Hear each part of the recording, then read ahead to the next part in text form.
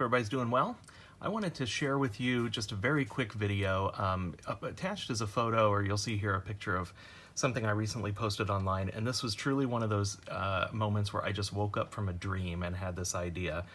And so I put it to practice, and it actually worked. So I posted this platter online. Lots of folks seem to really like it, and I thought I would show you the super simple technique that I used to make it. So I'm not going to recreate the whole thing, but I did have some elements here that I thought I would show you. So a lot of folks are asking how I got that pattern on the left-hand side, and it's really easier than I'd like to admit. It was stringer, and so in this case I used 0.5 millimeter stringer. And when I bought my kiln used, it came with this odd piece. I truly have no idea what this is for, where it came from. I just bought it from, it came with a whole bunch of stuff that the woman gave me. But as you can see, it's this kind of half moon shape. I sprayed it down with zip.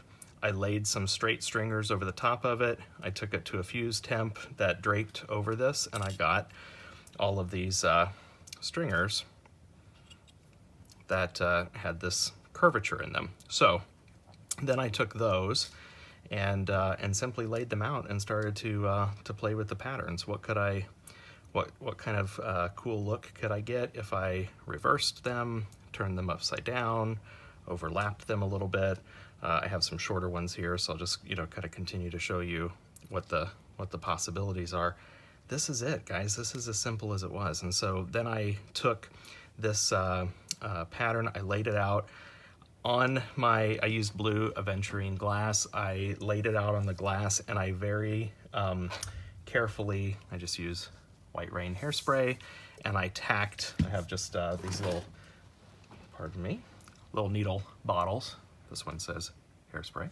And so I just did a little dot and tacked it onto the edge of the glass in all the places.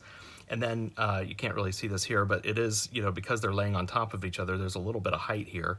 And I wondered how that would go, and frankly, it went just fine. I took it to a full fuse temp. Everything stayed in place. Nothing jumped around on me, probably because I didn't use a lot of liquid in the process.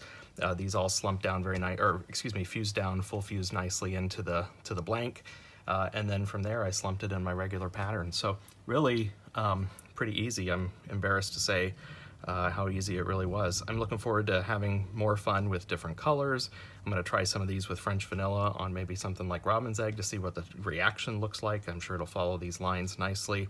Use different size stringers. This is the 0.5 millimeter. But that's it. It's as simple as that. It was really a lot of fun, and I can't wait to play with a lot more designs. Thank you very much.